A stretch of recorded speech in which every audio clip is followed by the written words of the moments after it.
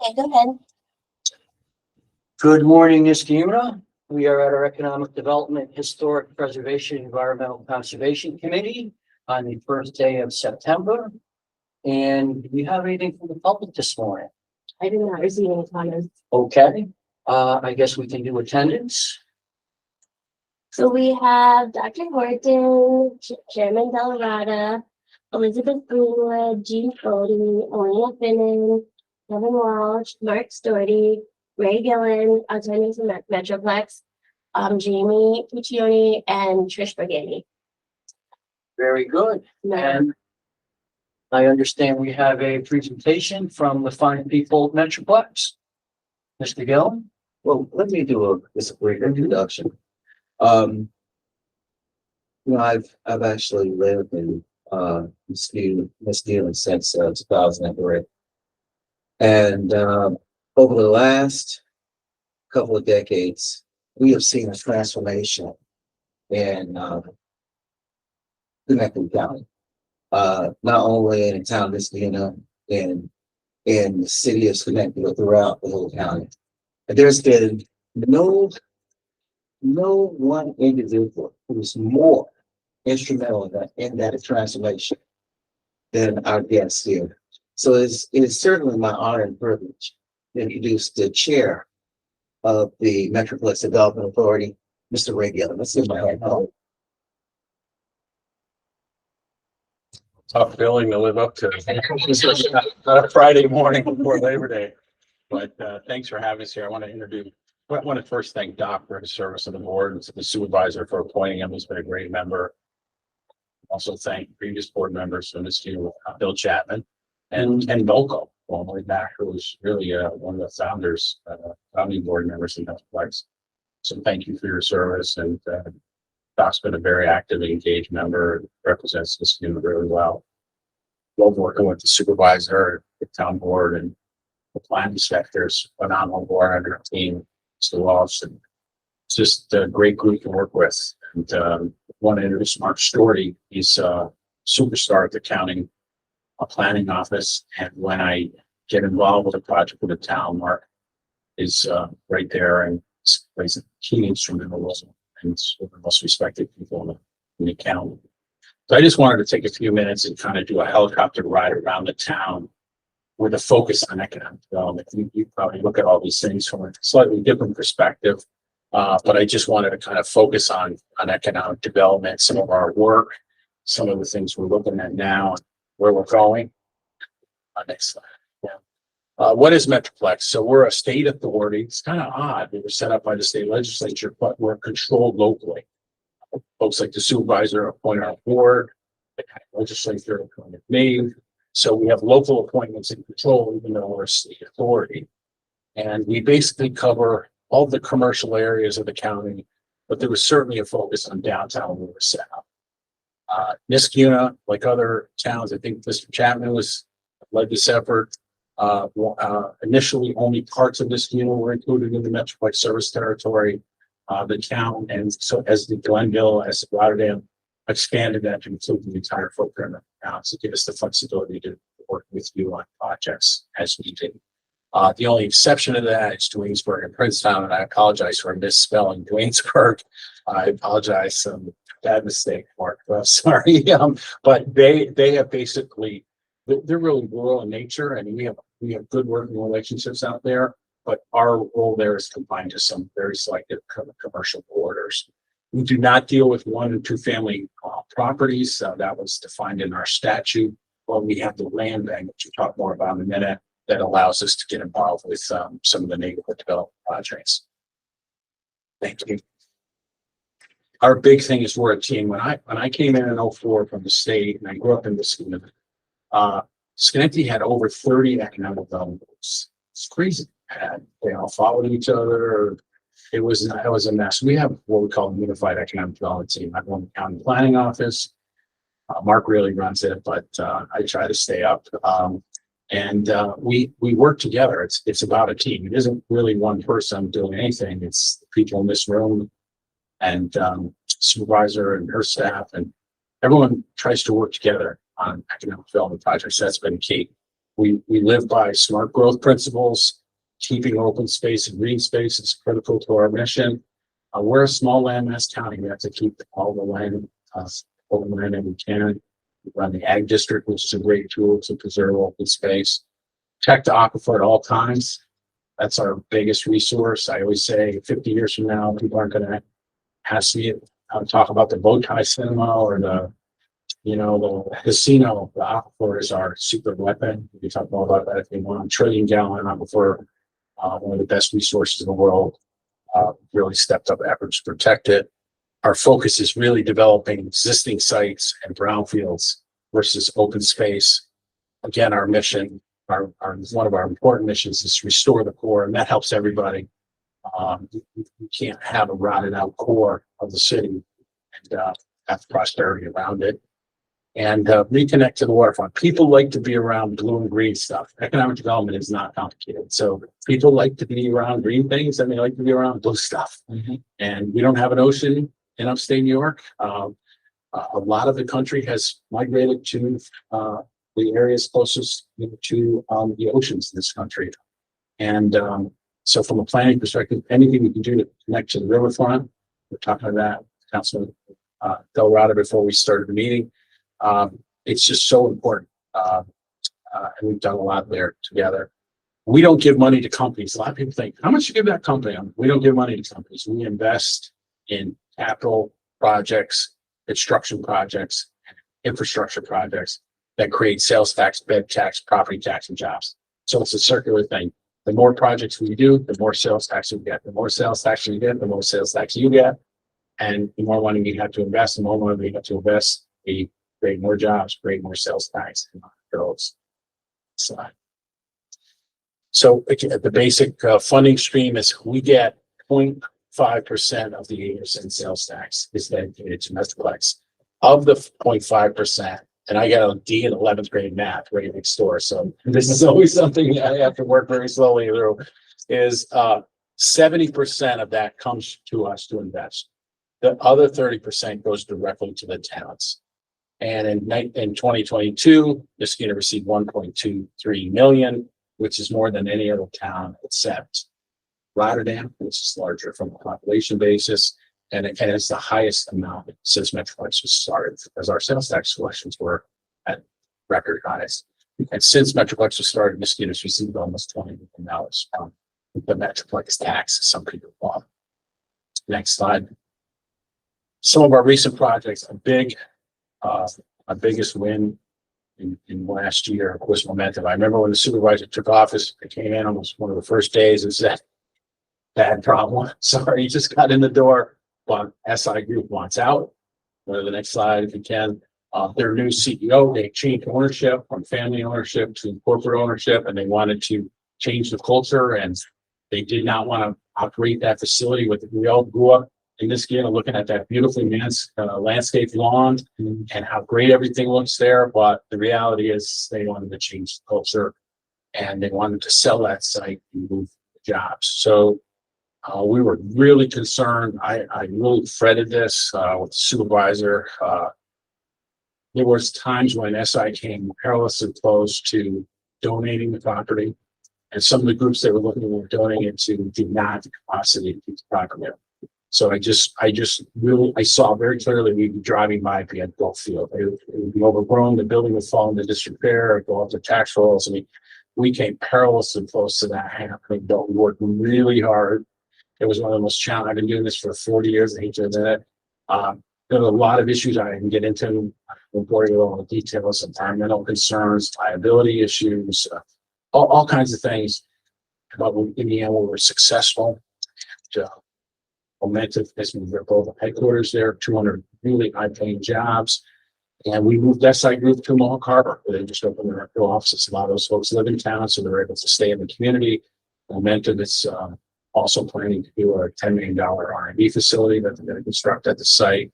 So it came out to be a real win-win. I know that's an open sprays, but our team worked really hard. I can't thank the supervisor enough for her help on that. I just came over here all the time. I am a worrywart and a fretter, and I tend to get overexcited, at times.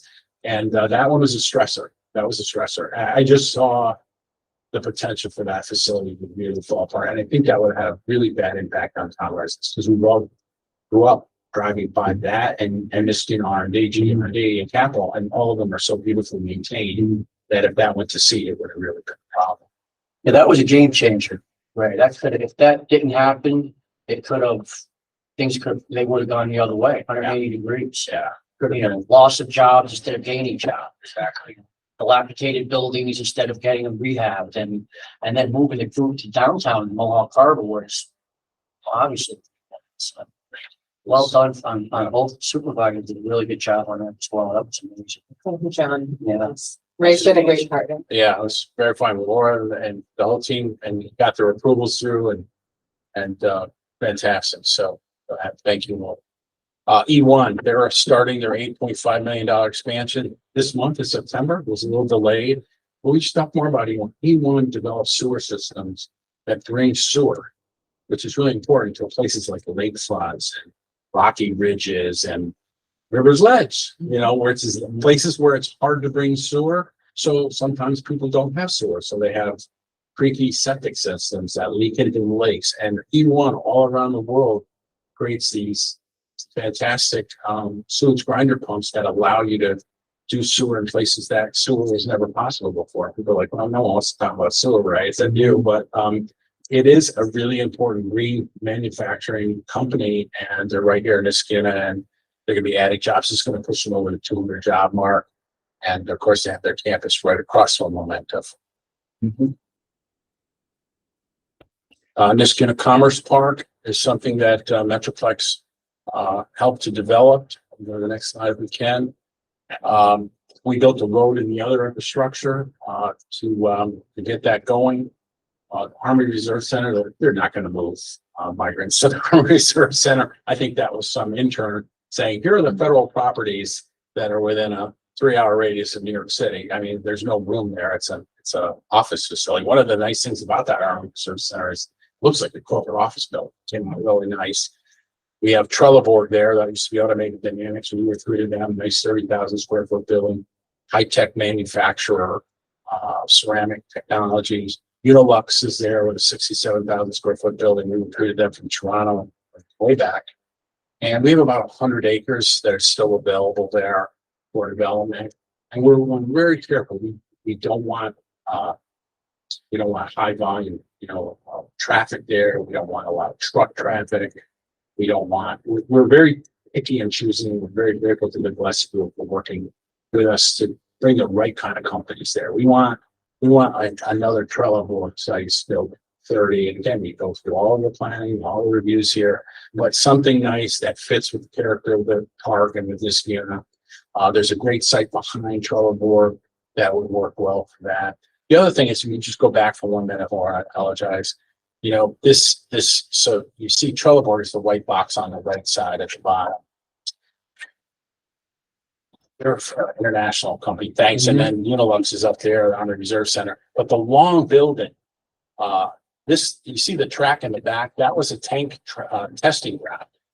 And the long building was a 190,000 square foot Army tank track years and years ago. First, it was a golf course, it's way back. Then the Army bought it as an expansion of the alcohol plant to make tanks here in Korea. And then a company called Condec, I'm old enough to remember this, I remember when Condec made military track vehicles in that building. And it's 190,000 square feet. School district uses it now for their bus garage. Good place for the bus garage. Mark and I are a little frustrated, and maybe you can all help us with. There's some empty space in that building. It's a big building, and it's got a crane in it. It's got cranes. It's Mark. How many times did you call the guy from the school district? Probably, yeah, it does. We would just like to. We had initially asked the school district, could we market some of the vacant space in there, create some tax base and jobs and some income for them. And never really been able to get them to follow up. So if anybody here can help us with that, I'd appreciate it, because that's such a big building. They have plenty of room for an Show as well. That's true. It's a little, it's high bay, it's cool space. We looked at it for the possible location for the water and sewer garage 15 years ago. Okay.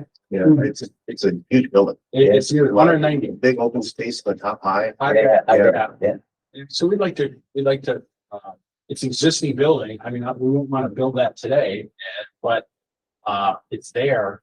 Why not use it? So that's on our agenda. We haven't been successful on that. So does the school district lease a certain amount of that space? They own the building. And we're just like, if we could get somebody there, it could create some tax revenue for you and some lease income for the school district. I know the school district has many more important things to worry about than that, but.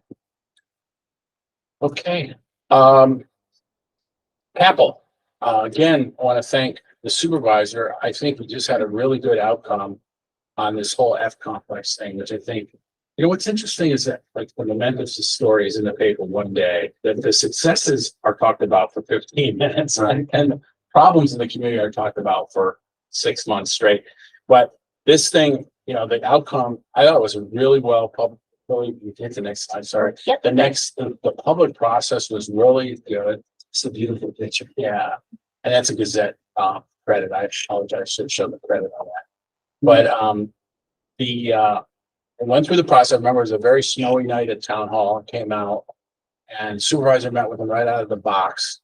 And yeah, I think they did a great job in being very open with the community, hosting everything, posing the 4 alternatives, and they have selected an alternative, which is the alternative that we supported at the county level. I believe the town supported, which was the most expensive alternative for the federal government and the best cleanup, which is a $68 million complex to completely remove the F complex, get it out of there, and mediate the site completely and thoroughly, and that would give Apple some room for expansion if they needed it, which they don't have. You can see it's a very crowded site.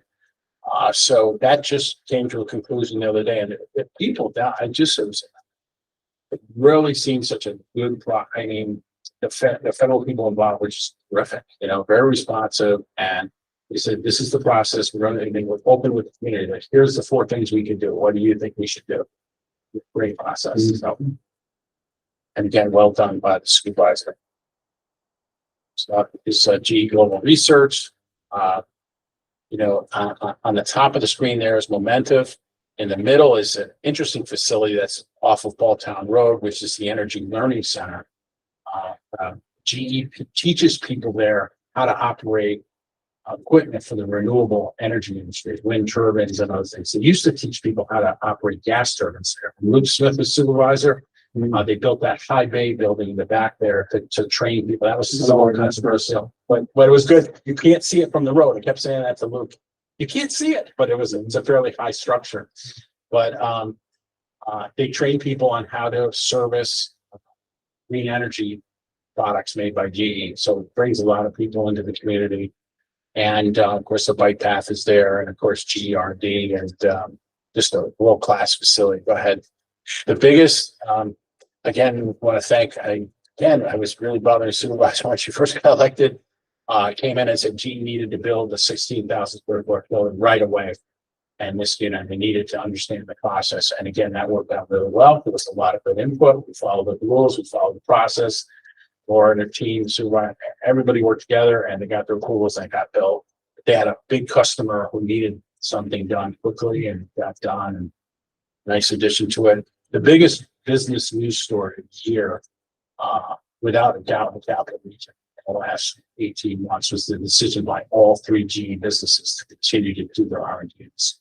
That is a very important decision. Again, we had to fret through that, but it's GE Medical, GE Aviation, and GE Vernova, Vernova being the power business. And all 3 have said, we're going to continue to do it. And they had a network of R&D facilities around the world. All of them have been shut except for Niskayuna and Bangalore, India, which is a much smaller facility with about 200 employees. So big time win for Niskayuna, very important. And again, the day-to-day work that you're doing to improve the 60,000 square foot building to treat them like a good citizen pays dividends when it comes time to decide where are they going to site homes. Talked about the goal already. You know how many jobs are GE researching for us here? It changes on a daily basis. That's not when you're saying with a big employer, it's certainly a big number. I know it's, Couple hundred? oh, no, a G R and D in Michigan, it's 15. Oh, wow. Very high paying jobs. This is something that Mark and I have been picking around and we haven't presented, except to the supervisor at one point. We really think about this part of this unit. You start over on the left with Commerce Park, E1. It's hard to read the small slide. I'm sorry, my eyesight's not that good. Momentum, GR&D, and capital, just to the councilman's point. You're talking about $5,000. And that's bigger than Global Foundries. This area that's in red is one of the biggest technology clusters and employment clusters in upstate New York. But again, we just don't talk about it that much. And it's something we should maybe consider branding or marketing a little bit because it's so significant. And they're a diverse group of companies now that service. So that's good because business is cyclical. So if defense is up, we want sewage grinder pumps to be up. It's there are a lot of counter cyclical activity in here, but this is a big, important technology. This is as significant as anything that's happening at the nanotech labs over in Albany. This is bigger than the foundries. This is big stuff, and it's right here in your town and our county. We're very dedicated to keeping it moving forward. I think, and it brings in. I know we talked about this all the time. These are high-paid PhD level people who can afford good homes and want nice amenities in their community and bike trail. I mean, I can't tell you the number of people at GR&D over the years who've said one of the best things about working there is the bike trail. And so Mark and I have had to fight back so many years to get the county to, and under a previous regime, to pay attention to the bike trail. And it is one of the most important matters and for these companies. Lions Park is one of the Oh, yeah, most visited parks on the Empire State Trail. So absolutely. That's impressive. But big, just a point of consideration there. Go ahead. That's basically the point I just made. Thank you. Rivers Ledge. I bring the old photo of the Williams junkyard there, auto yard. They're a great family. I knew Kenny Williams and the family when I worked in the highway department here in Michigan, and they were able to. Peter Luisi, who's really one of the hottest developers in the Capital Region now. He's project over in Troy and he's doing stuff up in Saratoga. But he sat there with the Williams family on the porch drinking lemonade, very respectful, very kind. They could have just kept operating auto parts. And Peter, I will admire this for all the days I'm around, how kind he was to the folks, and it was respect, and it was, we want to do the right thing here. And I know Dora was relatively new, and I didn't want to speak for you, but when you looked at a map of the town when you first got the job, you were like, oh my God, this is like a junkyard on the water. We gotta do something with this. And of course, it's been a huge success with this team. Everybody here has been on it, and I want to thank Peter and Chuck Bundy and the whole group that made that happen. And again, proven developer, the phase 2, of course, is on your agenda. The senior units, great. And I applaud this unit for now looking at apartment requirements, things like that. We've seen some other communities, which if you do apartments right, you have the right kind of developer, the right kind of people involved, and the right kind of planning. It's not anything to be an asset to the community. It clearly has been here. It's full of tech employees and people who want to stay in towns and don't want to be going along. It's all good stuff, but there's fear in other communities about that, and that isn't helpful. Thank you. Just a little project we're working on. I'm driving the supervisor crazy with this. He's about to throw me out. But the county maintains the bike trail in Rotterdam. When the bike trail is set up directly around airline, Rotterdam wouldn't didn't agree with the thing, so the bike trail was didn't happen. So the county had to agree to do it. You all do a fabulous job taking care of the bike trail on this thing. Thank you. And the city has their section of the trail. And the Rotterdam section, we just had an $8 million construction project by the state. So we basically have a good ride now from the county line to the We don't have any trailheads. We don't have, and that's a liability for municipalities. And we studied these all around. Albany Rail Trail has some, and so we're in the process of putting these out. We're going to have an Ispina seal there. That's just I'm going to say welcome to Schenectady, welcome, and thank you for visiting, those kind of things. But it's so busy down there at Lions Park, busiest spot along the entire Empire State Trail. Just some of the basic rules we need to. We're not trying to be heavy-handed, but we're really concerned about safety. So it's something that we're working on county level. I think that's really exciting because Complete Street has been asking for signs on the bike path like this Oh, great. for like 2 years. Okay, great. Yeah, so that's really exciting. I'll tell them. Yeah, that's a sample of the verbiage which we work through. And go ahead. And again, we're doing some interpretive signs too. One in front of Capitol that evokes Admiral Rickover, President Carter's work there, and something that kind of talks about GR. And we'll share those all with you as drafts before we go to them. It's similar to what we did down at the harbor where we did the Outdoor Heritage Trail. Those came out really nice, but so we're working on the bike trail. Co-op Plaza, this is really again a great partnership between the county and our county legislators and the towns. Go ahead, Laura, one of the Metroplex kind of played a backup role here. We were able to provide the match that you need to apply for these grants.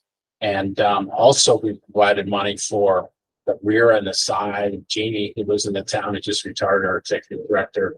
He pushed really hard for this, and he was right that we couldn't do the front and make it look great and then have the side, the back road line across like this lunar landscape with potholes. And so we were able to, it really looked sharp back there. We've got street furniture, they call it. That's a plan term. I think so. We're installing that the next couple of weeks, I believe, and bike racks are coming, and it really looks tight.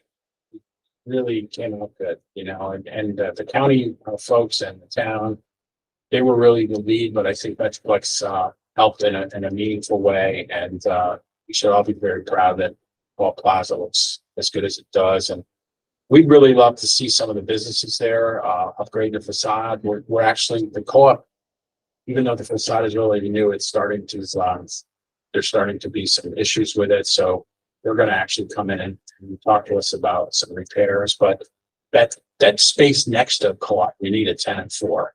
And we'd love to see more upgrades to some of the storefronts there. We're providing, we love these facade matching grants. We say, even in 25, we'll put in 25. The exterior looks great. People value the exterior appearance of these stores. So I remember those grants in downtown Schenectady 20, 30 years ago, and they really changed the face of Schenectady because it gave people and businesses that incentive to fix up their front of their building, sidewalk, steps, everything.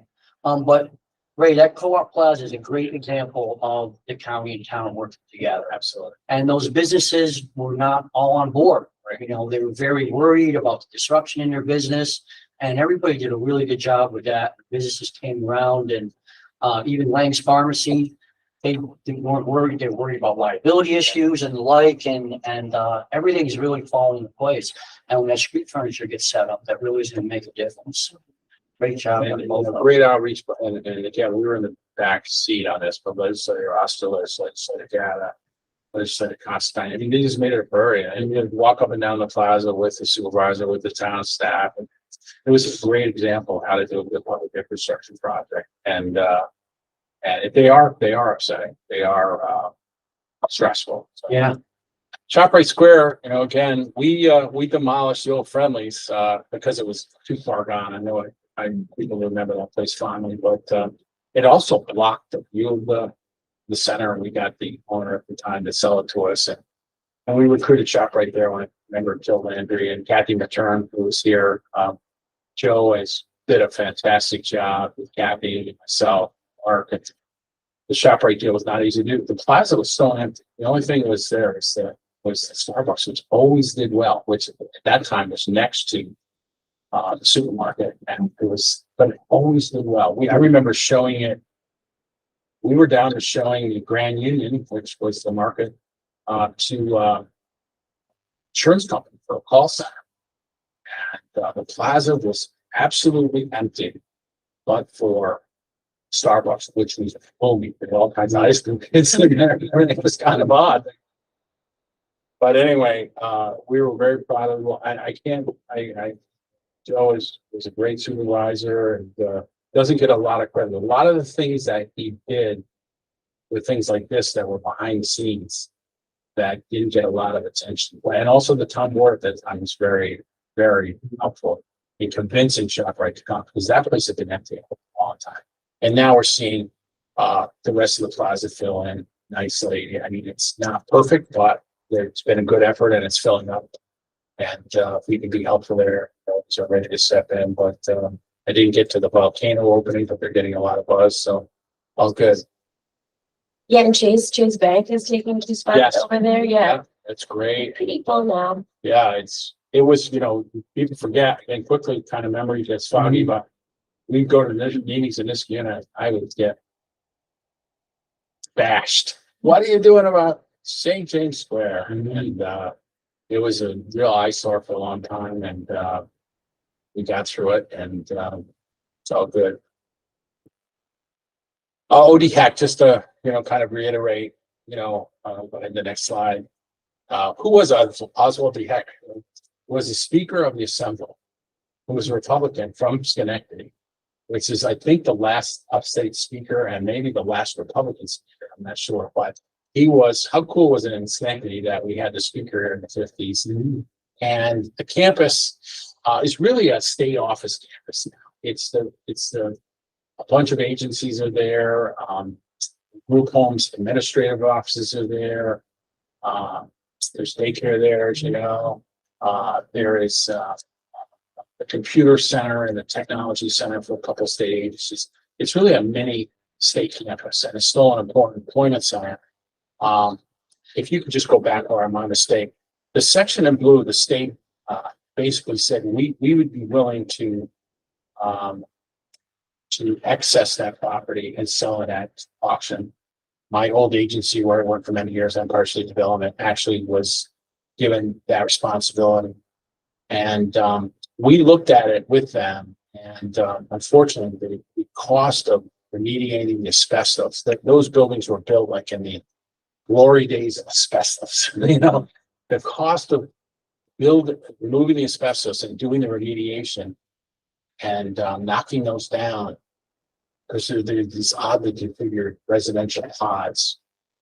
Tunnels that go in between them, because I think they had a developmentally disabled house. Yeah, and now those folks are in group homes, and this was a period of institutionalizing those folks.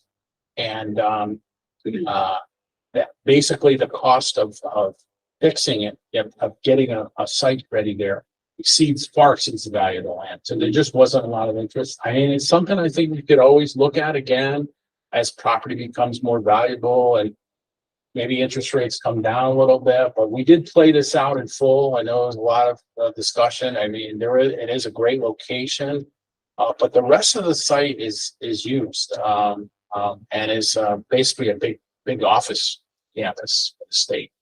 But it's something we can continue to work with. We had a group do the asbestos numbers and verify what the state is doing. This big time numbers. But anyway, that's still on the books. So that's probably nothing's gonna happen in that area for. The good thing is they maintain it. Those residential buildings are all in, they mow it, they store some vehicles there. It's an opportunity for some really good developer who can think outside the box and figure out a way I think it's something that might move at some point, be a great location for senior housing or other things, great location, walkable to grocery, walkable to. Just keep that in mind. Mall Commons is really, anytime there's a vacancy, it fills up nicely. We're kind of there in case there's any help needed. And for Plaza, I know Bill Chapman, one of the reasons he wanted the district to fill the whole town was at the time there were a lot of vacancies next to Hannibal Plaza, and we wanted to be able to help fill those, but they filled up nicely. Mansion Square is filled. We're going to talk about Walmart in a minute. And the Balltown corridor, the one thing we're looking at on the Balltown corridor is, Broadview is taking over Sethview and Capcom. So we're somewhat concerned about whether they're gonna continue, both of those facilities. And, we're in discussions with them. This is something, again, we consulted with a supervisor about. That just being proactive so that if, and that, the Sethview building was an old oil change place that was sitting vacant, looked horrible. And we were able to help bring us Sethview in there, and they've done unbelievably well. And the Capcom is very busy, and it's done very well. And so I think they're looking at the future of those things as they merge. But it might be an opportunity to make new caps on, and as you drive by those facilities, maybe one of them might become available at some point. What do we do creatively? And we've said to them, just reach out to us. Please be in touch so that we can think about those things and get ahead of it, so we don't have those. Walmart was a disaster. I mean, Walmart incorporated Little Rock's like, let's try to go in the grocery business with these small format stores of 40,000 square feet. And they opened 6 of them and really looking to be in desirable communities like this unit. And the concept failed. And they closed that thing 2 years after it opened. It was very quick. And it's an odd situation where they have a land lease. They do not own the land. They own the box. And the developer owns the land. And we were able to make a little bit of a breakthrough, and Mayor McCarthy actually helped us with this. He was at a conference and mayor's meeting and ran into a Walmart person who put us in touch with the person, because that's right on the city border as well. And we'll talk to the supervisor about this. So we've identified the person in Walmart, and there is such a person, who's the director of closed stores. Which I always thought was that person's name number, which was a problem, because we had a few leads, we've had some leads, but we could never get anyone at Walmart to pay attention. They're so busy with other things that, yeah, they pay a big ground lease here, they pay taxes and but it's not really on the radar. So we actually have the right contact person now.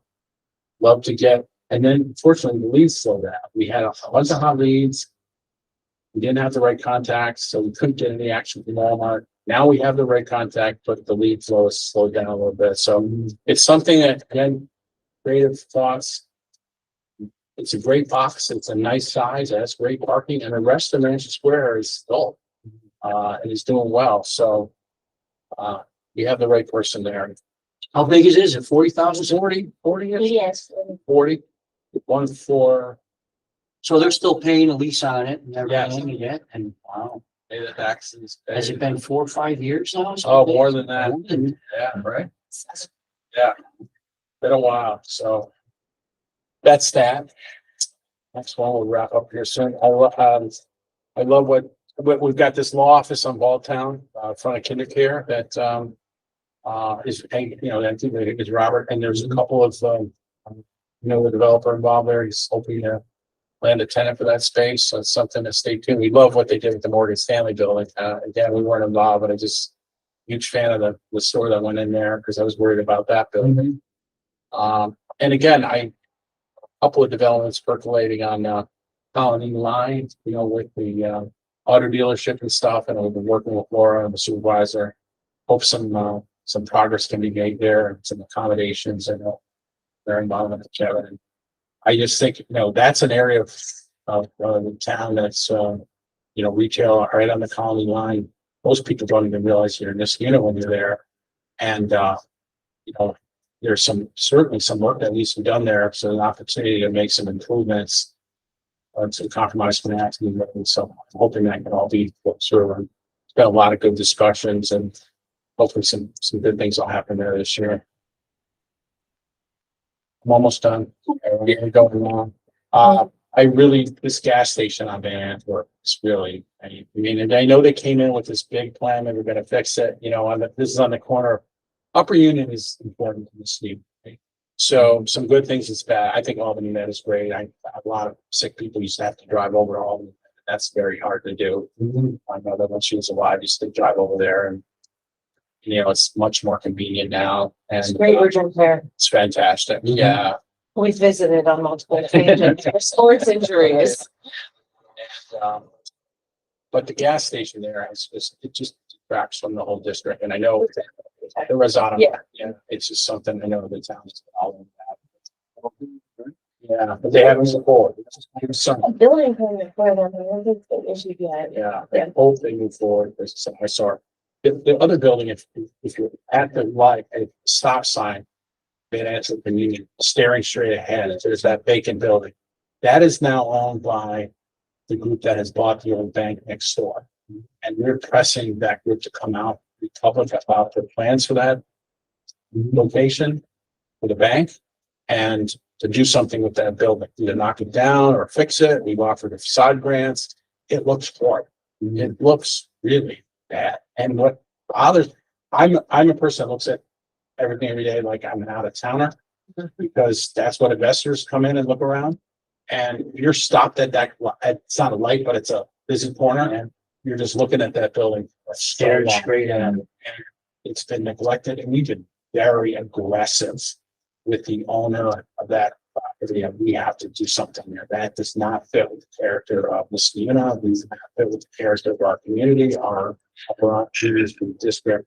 And there's quite a bit of turmoil now with the marijuana stores and stuff. So we got to do everything we can. I love the new rehab that's been done at the old ortho location. Guys came out. It really, I think, is a good addition to that quarter. So Yeah, actually, we'll see the mixed use building on Eastern Parkway is going up soon. And they cleaned up that site a little bit. thank you. I called Laura because I live right over there. I'm a 09er, but I'm right on I'm in the city, but I'm with you. But I asked Laura and she jumped right on it because the site on Eastern had really been, and it's, They have a building permit for their foundation to go in shortly. that's great. Zombie properties, this is something again, but we've been working so closely with the town on supervisor and yourself. You know, you have one of these on your street, it ruins your life. It ruins your life. This is the one where the folks who were neighbors made a sign in the Niskadee where he didn't die, and they said, please fix this. We have to, pay attention. It was a complete disaster. Woman had passed away, cats, vermin. We got the land bank involved, David Hogan did a great job and sold the property and it's just been a great win. And again, these land bank deals are one-off. They're very hard. They're time consuming, dealing with difficult property owners. We go to the next slide. We've had some great success there. Cornelius, we fixed a zombie. Van Antwerp, the Mohawk Road guy. I won't say anything. Well, he's fixing it. It was like a tar paper shack. Beautiful road that goes to lot 7. And that got fixed. We still have more to do. We're on this field, Belmar owner, but it's not fully. He's just off. Again, some of these people are in the hottest housing market in my lifetime. People are saying we're sitting on, give me a break now. So we're being very aggressive. Console Road has one that needs to be done. So we had just done this entire effort with the town to identify vacant and distressed properties, zombies, because of a change in state law that allows you to foreclose after 1 year instead of 4. It's a game changer. That change was advocated for by the land banks around the state. Because if you wait 4 years, they're broken and the systems freeze. The neighborhood's just been decimated. Exactly. Yeah. What's going on in Via Del Mar? It's I know. killing us, I know. No, and we're on that guy now, but it ruins your life. You can't go for a walk at night. So why wouldn't this guy sell? I It's real understand. estate market. I understand. When you said that. This is, there's no way. And we are pressing him like you would not believe right now. And I'm proud to say that because we cannot tolerate that situation. And, but we had just had this long effort where, we had identified, and we're not putting anyone out of their home here. We don't believe in that. These are vacant and distressed and tax severe. So they're not helping anybody. But we had this breakthrough. We can do this now. There's this court ruling where basically Supreme Court is basically, basically changing the game rules on foreclosures. So all of this is being held off right now. There's also a state moratorium on evictions and, so there's kind of been this kind of effort has ground to a halt, but we're still we were hoping to basically do 10 at a time where we basically expedite the foreclosures and go in and try to resolve some of these. But I gotta tell you, the town of Muskegon has taken better advantage of the land bank than any community in the county except for the city. And it's great. I mean, and when you talk to people, they're surprised to hear that Muskegon has a zombie property on that issue, but you do. And they're usually very odd circumstances that don't make any sense because you have a extremely strong real estate market. There's no excuse for these things. And that's what's so frustrating. So, but we appreciate the cooperation of the town. Well, I was hoping that new state law that's set up for foreclosures was gonna really do it. I didn't realize now that's So it's my understanding is that we're held up. And which we were just on the cusp of being able to really move forward. And the land bank had gotten a state grant, so we're able to bring in the legal help because it's basically the legal process, and we're on hold. But we're gonna come back to it. Just as a side, we were very concerned with the proposal to put the state insurance fund across the street from Anovo. This is on the Colony, this main line. One reason was that a big portion of the site was in the Muskegon School District. And this site is going to go off the tax rolls if that happened, because it was going to be a state-owned facility versus a lease facility, even though the developer misrepresented that at the planning board meetings, the Colony, and in the newspapers, and said it was a lease facility, it was going to pay taxes. The facts were that it was a state facility. It's going to be 800 jobs, a very intensive user. A stretch of Route 7 that was already extremely challenged from a traffic perspective. And again, I was up here fretting with the supervisor, my worries and my anxiety. And Laura, we wrote letters. We have, because it's on the border, and the planning law, you have the right to comment and give input to a project in the neighboring community. And I'm proud to say that project was pulled. We created, and we were saying, of course, the people are going to cut through this unit to get to that site. They're coming from Clifton Park. They're going to go through that already crowded area and get to the site across from Anovo. And that would have put 800 cars a day on that road. And the developer said, well, it's mostly a residential area. I said, no, it's not. It's the Muskegon Innovation Corridor that has 5,000 jobs, more than anything you have in Saratoga County. And in other places, you're just not paying attention. So we were very concerned, and we were thrilled that it was canceled. The state actually became very frustrated with the developer, and they're in court with each other. So we also didn't think it was a good smart growth principle to have that user there, especially in building paying the taxes.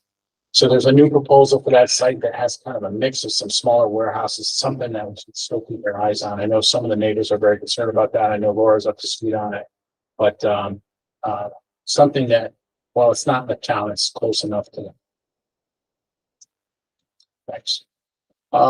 This is my own little thing. I've shared this with the supervisor. We think something should be done with that green space behind the former town hall. We really helped Old Muskegon. Nothing has really changed there since I was a kid, playing for Boulevard Rug and Little League. That shows you how long ago. It's just kind of a forlorn area. And it's owned by the school district. And it would just seem like something that the school district could take a hold of and do something really nice there. And it's totally out of my league. It's probably none of my business, but I just throw it out there. I've shared that with the sewer. It's a nice size green space, and doing something cool there would be great for Old Muskegon, and also for kids at Van Antwerp. It's a busy place, and their sports field stuff don't seem like world class there. And you look at the high school, and they've done some amazing stuff. So that's just a Ray Gillen weird thing to talk about, but it hasn't really changed since I lived on Clifton Park Road a long time ago. I think that's it. Yep, that's it. Thank you. I just again want to thank everyone in the room for how I can all the time. We're up here all the time and, we're not far away, and call us and tell us what you need. I'd like to say a few things. Again, thank you, Ray. You're a great partner at Metroplex. Our appointee, Dr. Horton, thank you so much. Members of our building and planning department who go above and beyond always. Also, members of our planning board, our zoning board of appeals, together, you know, we make it all happen. Our council member, John De La Rada. As Ray shared, we are in constant communication. I mean, it's not unusual for me to be driving in my car and give him a call because I have an idea. Hey, can I share this idea with you? Something where, you know, we're always in communication about economic development issues, working with the leaders at GE, Momentive, Capital, you know, our new business owners in town, Volcano, Hot Pot and Barbecue. As Ray said, we aim to be proactive, continue to develop, bring businesses to town while also preserving green space. We are in conversation about improvements, additional improvements to the Knott Street corridor, because as you all know, that is one of my goals, is to make Knott Street our main street. We're, you know, looking at plans to add historic lighting to Knott Street, banners to, you know, increase our placemaking, additional furniture to the St. James Plaza, to our ShopRite Square. You know, we want to link what the improvements from Co-op Plaza to our ShopRite Square, and then all the way down to Town Hall to really just bring that Main Street feel. We are also, you know, having some innovative conversations about possible public-private partnerships to make improvements to the community center, to our sports facilities. So we're really trying to think outside the box.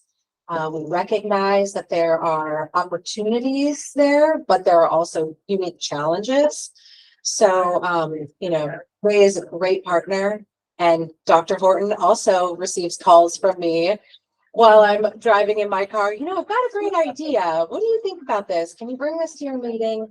So, you know, it's just a, you know, a constant conversation.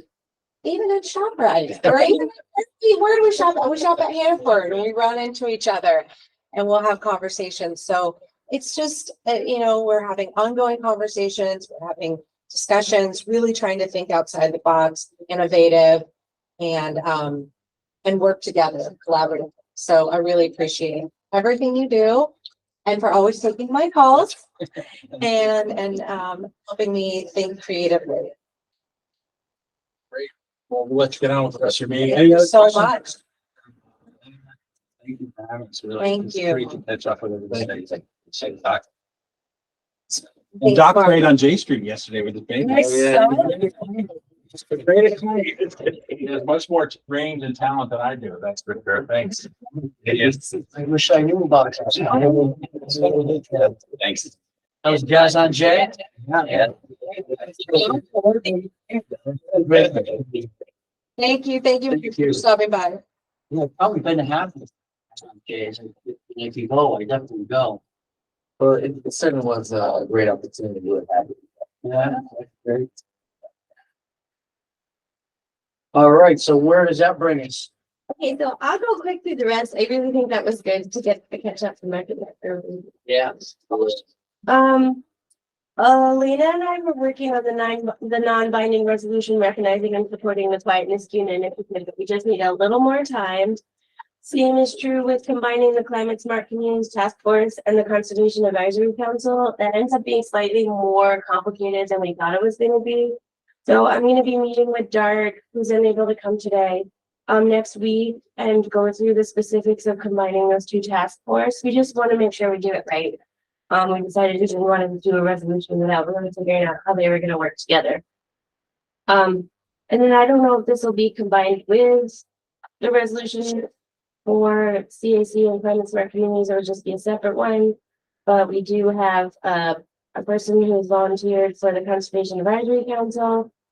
So he'll either be combined in with B or it'll be his own resolution there for C. And then D is a resolution to award a contract for the Greenhouse Gas Inventory and Government Climate Action Plan, RFP. I'm gonna try really hard to get this out early September, and see if we can get some bites for award possibly at the end of the month. I'll try really hard to do that. The only other thing I was sitting here thinking about is actually, because Beth walked in and it reminded me. We have our annual fees for the charging stations that we installed at the park. And there's not enough money in the budget. And that's partly because, when we budgeted for the electricity for the charging stations, we used the data that Livingston Energy gave us. And, unfortunately, they only gave us the energy and didn't explain that there would also be there's two parts to every electricity bill. Delivery. The delivery is like 4 to 5 times the expense of electricity. And so that wasn't included in our budget, and that's put us over budget. So, so you need a budget is probably on the order of about $1,600. You can just. Send it over to you, okay. And then we'll just make sure that we plan for delivery next year. Just according. And there is revenue coming in from those. We're tracking it because as well. we are charging, but I mean, I don't really expect the revenue to pay for the delivery fees are very high. They're very high. Like we'll get a $3 charge on electricity and the delivery will be like $15. Yeah. I didn't have anything for open discussion, unless anybody else has anything. So about you, Kevin. Okay, I've got a quick, recently completed actions was the lot line adjustment at 2386 Algonquin, 2383 Troy Road. That required a ZBA variance that was granted, and they're all set there.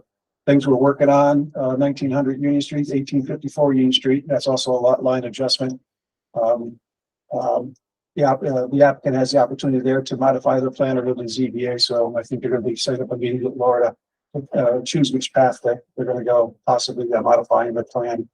2890 River Road, that's a new application. We basically just had a kickoff meeting at our last board meeting regarding that 4 lot or less minor subdivision.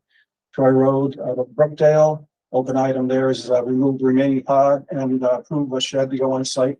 And we're just pushing back a little bit there to get it better than a metal shed. And project leaders recommended that they just purchase one of the prefab units that matches the building. And Aqueduct Road, Rivers Ledge, they came back on Monday, called for a tentative resolution at our next meeting, which would be on 9/11, right? 9/11. And giving them approval for the senior building and the commercial office space, the garages and so on and so forth. So that's good. That's great. And just several items that we're waiting on, and the town board is waiting on. I won't go over all those. You know what they are, they're all listed there. Thank you. The zoning board has one case currently scheduled for September, but we did kind of plan for the 1900 Union Street to go in September. So if we're able to squeeze him on, we may try and squeeze him on for September as well. As far as the grants updates go, I was not able to stay for very long, but I did try to go to the award for the Mohawk River Watershed Grant yesterday. But Ashok was able to go, which was nice, and he stayed the whole time. Niskuna was announced to get the $15,000 50/50 match Mohawk River Watersheds Grant, which would be a total of $30,000 to continue our NRI effort. Very excited about that. And it was at a park that was just absolutely beautiful in Colony called the Mohawk River Park, where they have their town pool. Whoa. It was a beautiful day, and it was very exciting to get that grant. So well done. Yeah, thank you to everyone who helped. I really think that Ashok Rama Subramanian is the one that drove that effort, but it was a team effort. So that's a $30,000 grant? I think so. Yeah, I will get the rest of the information. I got an email from DEC today announcing all of them. I was reading through because it's interesting to see what other towns are doing with that grant as well. There's a lot of water chestnut removal on the Mohawk. There's some trails. There's a lot of really interesting grants this year. $600,000 total. EDC said it had the most applicants ever and also the most awards. So 14 awards to that grant. And it's a great grant. The pool is limited because it's to make the Mohawk River a better place. So you have to be within the Mohawk River watershed, which is why Nistina is able to get that money sometimes. Great job, Laura. Thank you. Yeah, it's a great program. I'm very excited. This is, I think, our fourth Mohawk River watershed grant. The critical pedestrian connection update, you guys may have noticed that the lights, the push button lights are finally in at the St. Joseph's crosswalk. They do work when you press the button. We're still working on modifying vehicle behaviors. We've gotten a lot of thank yous. A lot of people are really excited about it. Some people have said that they have pushed the button and put their weighted out into the crosswalk a little, and cars are absolutely not stopping, which is illegal. But one of the things that we brought up, which I talked to Matt about, is that we're thinking we might steal the water and sewer sign for a week and just put a bigger sign up there that says new private crossing, stop for pedestrians and crosswalk. It's lost, right? Something like that. Probably not as many words, but it's a really important connection. It's one of the only ways that we could make that neighborhood connect to the bike path that Ray was talking about so much. And we want to make that safe, and we want to get cars used to stopping there. So it's a double set of lights to help people. But feel free to spread the word to cars that they got to really watch for that now. Upper Union has been in for a while. I got some thank yous for that one as well. And we just have a punch list to close that out. Clark has been working very hard on the River Road Park Pavilion and the Lions Park deck update. The River Road Park Pavilion, and this is a grant that the supervisor got and has been working very hard and has regular meetings with us on. The Park Pavilion, we're hoping, could be done in as little as like a month and a month. So I know right after this meeting, we're going out there as a team to just make sure we're putting it in the right place. The Lions Park deck may take a little longer. It's a historic building, and our volunteers making sure that we do everything right. So that's got some permits and things that we have to do with the DEC, but we're hoping either very late this year or spring of next year for that Lions Park deck. But the Architectural Review Board has helped us a lot in Clark, and I think we made it a lot better. As far as complete streets go, they were very excited about the Rivers Ledge project. They reviewed when Rivers Ledge Phase 2 goes in, just so that everybody's aware, I should have put it in the packet. The backside of the building's parking garages are going to be very close to the bike path. And so I've shared it with a couple boards just to make sure everybody kind of understands what that's going to look like. There's a bike path, and there's a retaining wall, and then the garages are right on the other side of the retaining wall, and the building is pretty high.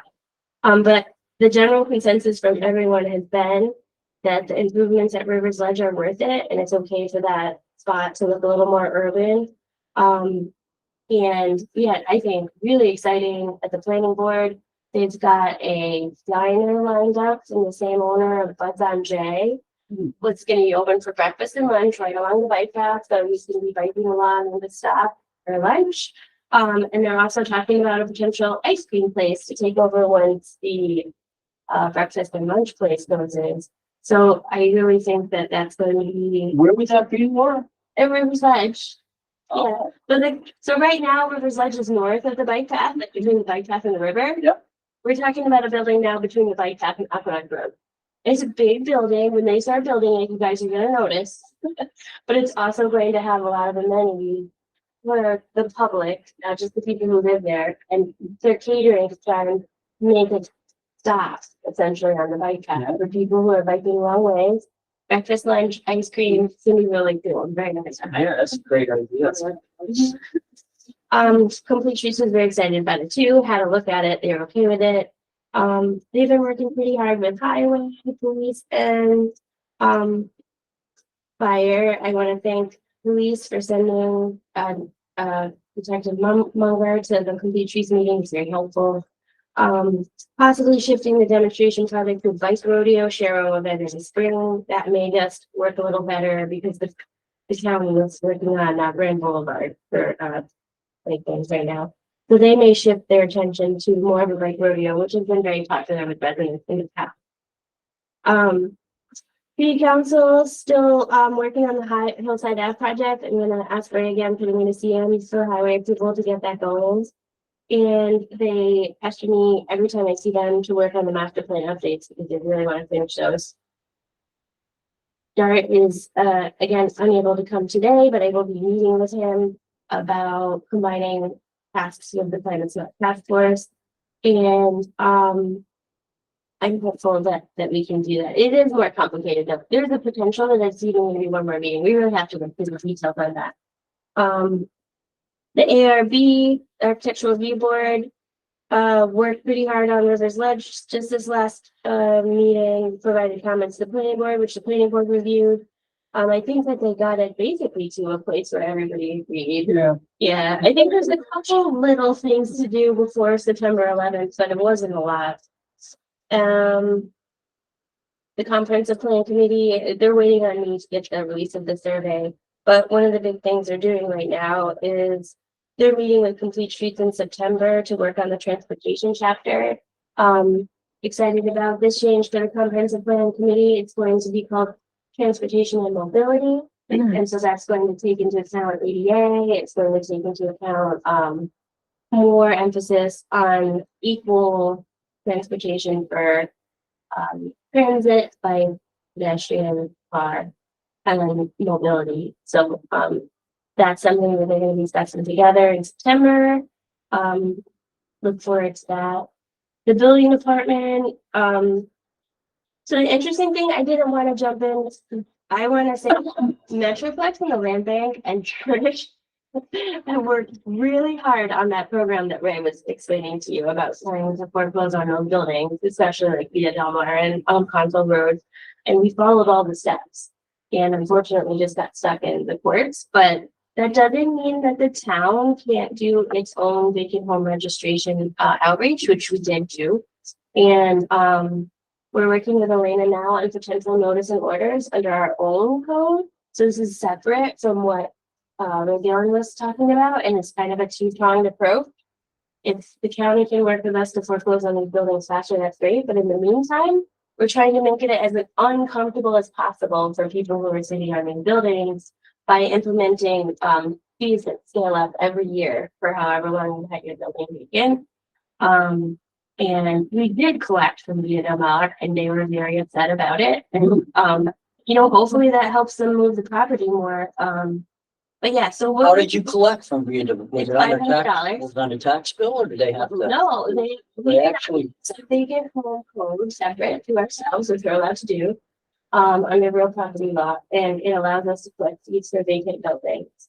And yeah, he was one of the ones that fought us pretty hard, but we did get a vacant fee from him, and so hopefully, I am all for Land Bank putting as much pressure on him as we can. We are also, so we're trying to make it really uncomfortable for them. The planning department, I just sent to the planning board and the zoning board, the CDRPC training are 4 hours of training for our boards every year.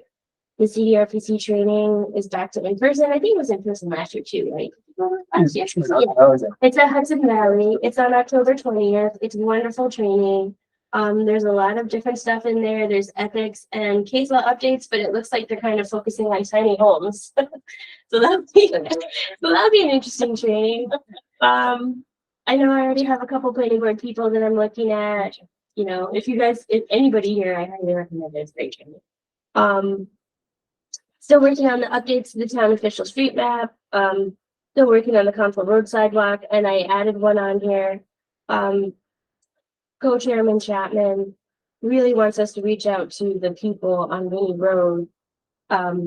There's somebody who actually lives on Mohawk whose property ends on Winnie Road, and that would really like to get a pedestrian easement from them so that we could formalize a connection from Winnie Road to Merlin, I believe it is over there. And that would allow all those people to formally access the Flower Hill Trail. So any homes we can add to our connections to get them down onto the Mohawk Hudson Hike Bicycle Trail, or you could see Metroplex has rebranded it. Well, it's actually the state rebranded it as the Empire Trail.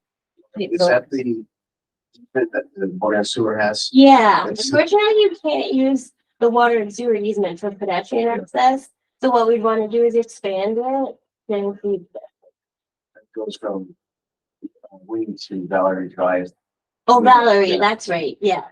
The name, there's actually a stub drive there. Adams, yes, thanks. Or do you want to update anybody about the home streets? You guys did such a good job of this. Oh, yeah, so the town board has been setting aside money so that we can be working on complete streets projects, and I have to say, Complete Streets, like pretty much every month, is very thankful for that, because it's one of the first times that the town board has ever really done that. So it's not just we support Complete Streets, but they put money aside. We weren't able to fund Plum Street last year, but Beth is super helpful. We picked apart the whole budget, looked at what the town board had set aside and used some ADA funds, because we're also going to be upgrading the crossings there. And we're able to fund the Plum Street sidewalk. That's been something that we've been asking for probably 7 years. Sidewalk is just very expensive. It's amazing to me. But we almost did it last year, but the supervisor and I talked, and it was in the asphalt side path, which isn't as safe and wouldn't look good. So we waited a little bit longer so that we could do the concrete, and we had a meeting with the contractor yesterday, and Matt was there and Ray was there, and I'm very appreciative of it. We met with the homeowners. Everybody's kind of understanding what's going on. The last piece is we gotta meet with Hillside Elementary and make sure that we've got it all under control. It is unfortunately going to be constructed during school. Yeah, so some of the things we were talking about is possibly a one-way street just to accommodate the sidewalk. The contractor was hopeful he'd be able to do it in 2 weeks, so it shouldn't be that painful. But yeah, that's gonna be a really big safety improvement to that corridor to get the kids off the street, even while we're standing there. I think 3 sets of kids walk by. So to get them up on a concrete sidewalk, it's gonna be good. And get them buses separated from the kids and all that. So I'm really excited about that. And then hopefully that'll be in this fall as well. That's great, because we have been talking about that. Yeah. And just for the record, that's not grant funded. That is town student funded because it's important. It's and it needs important. to happen. Very. And Consol Road, is that just kind of So what? involved? So what we have to do is, and then we talked about this before, I went out and got a quote for engineering, it was too high. So then the next thing we could try is just getting a quote for survey. So that we can at least spend the money that we had in escrow. But yeah, just because the escrow is so old and costs are so high now, the money that we have in escrow doesn't even tell the engineer beside that. But if we can, even if we can use it for surveying right away, that'll help us out a bit. Yes. Would be nice to connect that, because that's the only stretch I think it's not paved from Yeah. the Glen Eddy up to the Hanford. Which eventually could then cross the street to Mohawk Commons. Yeah, I mean, you don't see as many road trails there because I think there's like a swale, but I'm sure that people are walking there. Yeah, sometimes they go overflow park up Hannaford for Ingersoll. And they have to walk when you hit around a sidewalk, you gotta hit the road to So get they- there. But there's- but Yeah. yeah, I'm sure. All right. And that brings us to Dr. Horton. You have anything to add from the Great Hill experience? You know, I tell you, Ray did just such a phenomenal job. I was, one of the reasons I was so delighted that he was willing to come speak to us. It's because obviously, I mean, given his history, with the town. And quite frankly, a lot of those developments preceded my job. And so he could do a thorough job, but most importantly, I think it allowed all of us to have an opportunity to see the big picture of what they were doing in partnership with the town. And I tell you, as he was talking about all those developments, the innovation court, I swallowed up with pride. My goodness. I didn't even realize it until he was talking about like, boy, that really is a great asset. That's unbelievable. I wrote that down to put in the comp plan. Like, we should make sure that that is identified and I put in the agree. comp plan. It's amazing the amount of economic development the amount of jobs and high-paid jobs that we have in this town. And these are things that we don't highlight. And just having a big picture view was just one, I thought it was good for all of us. And it certainly got me excited.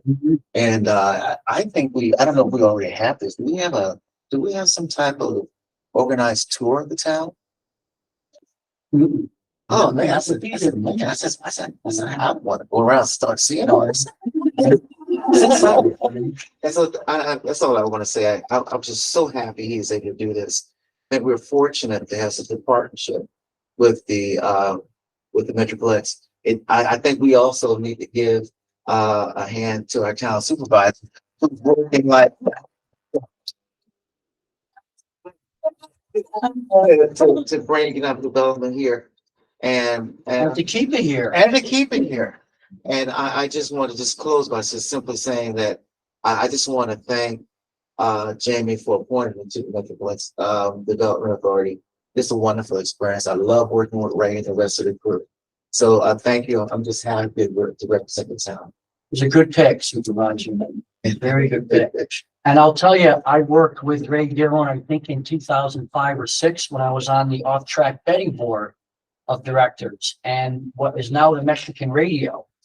That building was right in the heart of downtown, and it was just a hodgepodge of 3 buildings put together, and the roofs were all connected and leaking, and nobody could do anything with it. And without Metroplex taking the reign on that building and getting people involved with it and getting public money in with private money and combining the building and putting all the money into it that just developers couldn't do it, that big building just would have sat there and continued to decay. And how are you going to improve the area around it? You just can't. So that one, and I'm thinking here while I'm still talking to Ray, I'm like, that was 20 some years ago. And that one building, just from there, everything just kind of went and grew. The downtown area grew, then the corridors going into Schenectady grew, and then that helps all the towns around it. It really is an amazing feat what Metroplex has done the past 20 to 25 years. Amazing. It's nice. Yeah. And I think we can actually tell Amy hyperbole use the term beautiful. As close to it as you can Oh, get. yes. Yeah. I remember when I first got here from Iowa State, again, I took my position at SUNY Albany.